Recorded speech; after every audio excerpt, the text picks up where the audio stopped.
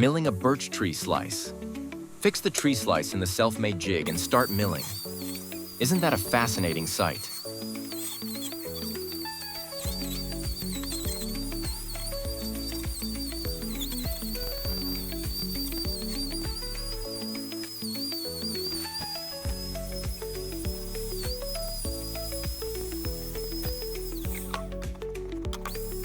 Of course, the second side is also milled off.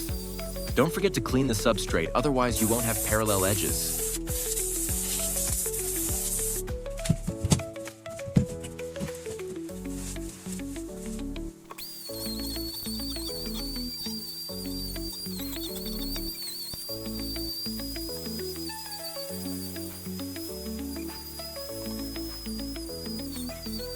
The pane is now aligned and dried.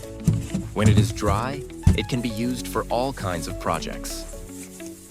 Thanks for watching. Please like the video and follow my channel.